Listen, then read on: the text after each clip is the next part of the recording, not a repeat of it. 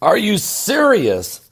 Are you serious? Guys, I'm excited about the fact that it looks as if the war of North Korea, South Korea is finally officially over. I mean, my whole life, those two have been at odds.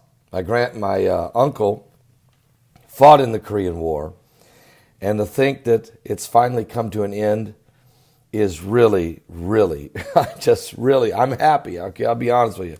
Unbelievable. It happened yesterday, though. Kim Jong-un did meet with President Moon of South Korea, and they crossed each other's boundary lines into each other's country. They sat down and had a meal together. They planted a tree together. They held a press conference together.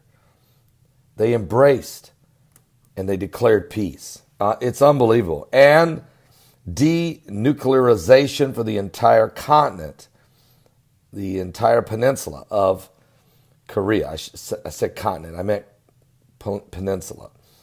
There will be no war. No war is what they are saying. North and South finally agree. Complete denuclearization of the peninsula. And at their first summit in more than a decade, the two sides announced they would seek an agreement to establish permanent and solid peace on the peninsula. The declaration included promises to pursue military arms reduction, cease all hostile acts, turn their fortified border into a peace zone, seek multilateral talks with other countries, such as the United States.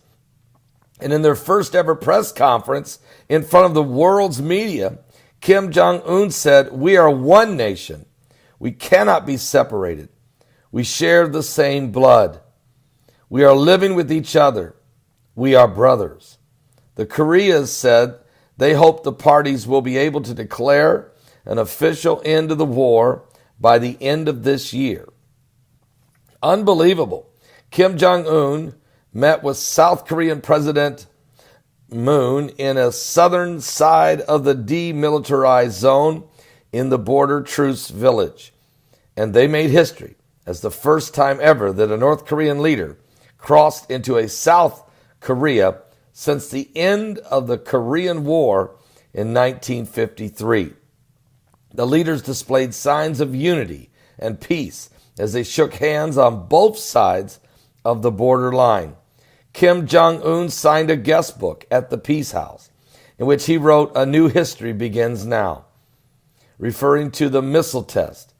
Kim joked, "We won't interrupt your early morning sleep anymore." Kim offered to visit South Korean presidential mansion after Moon suggested more summits.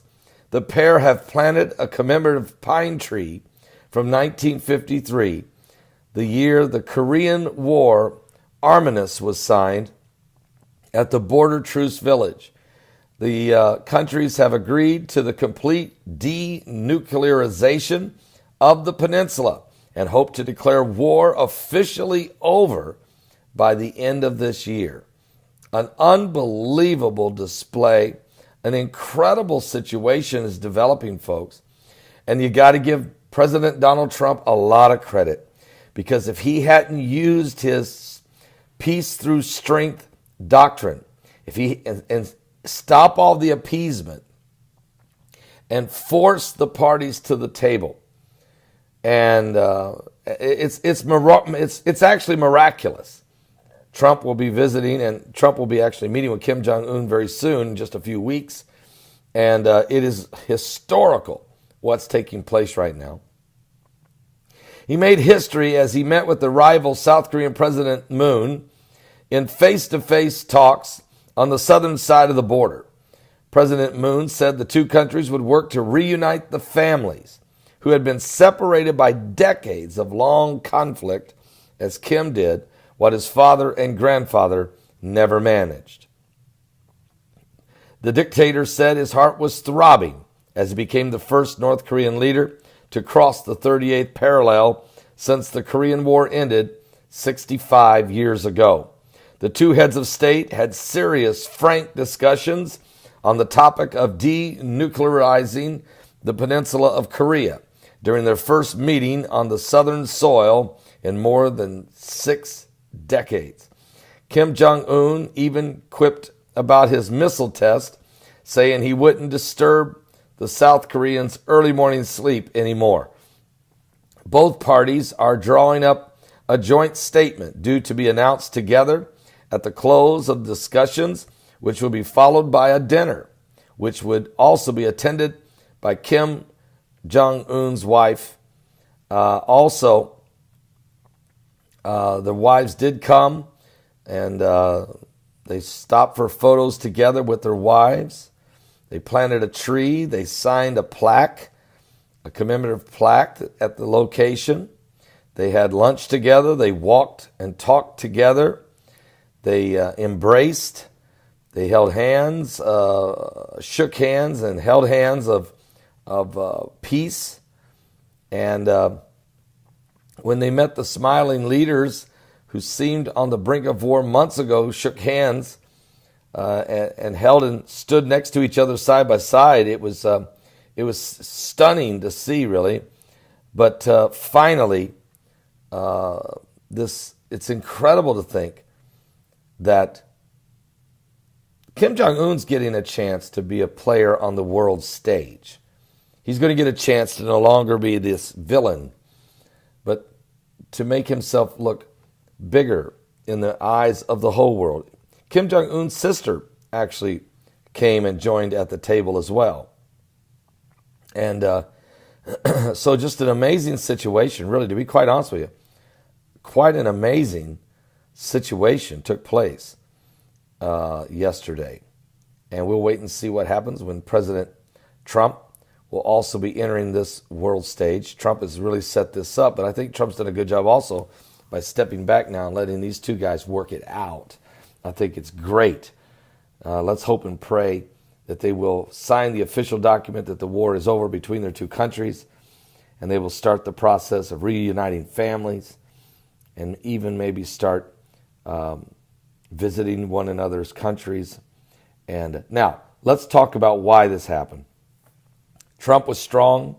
Trump had built a blockade. Trump had military ships setting just off the shores. Trump has put a squeeze on the Chinese over trade. You'll see. Trump will not put the tariffs on China, not like he was going to do. He'll back that off.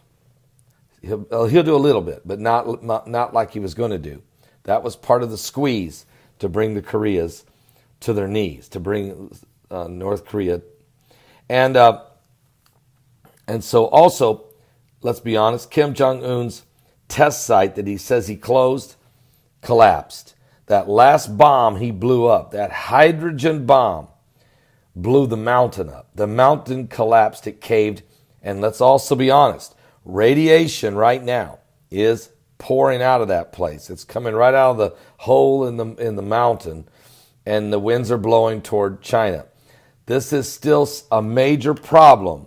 Kim Jong-un's looking for a way to get out of his country, to be allowed to go and visit other nations. You'll probably see him on Jimmy Kimmel or somewhere, or 60 Minutes. You're going to start seeing Kim Jong-un by sometime next year traveling the world and being hailed as a peacemaker or something, you know.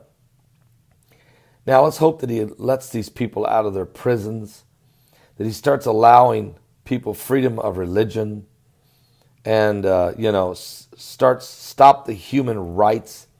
But their people are hungry. Their people are starving over there.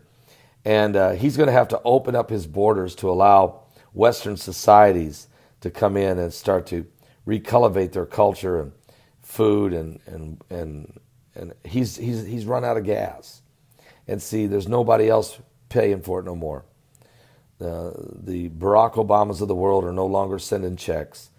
The George Bushes of the world are not going to send any more checks. Bill Clinton's not going to send any more checks. And the communist regime of China can't afford to send any more checks because of the threat of tariffs put on them. And so North Korea has been brought to its knees, and the Trump doctrine of peace through strength has worked.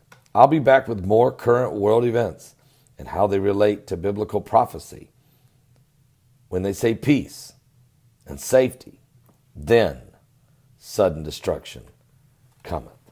Are you saved? Are you serious?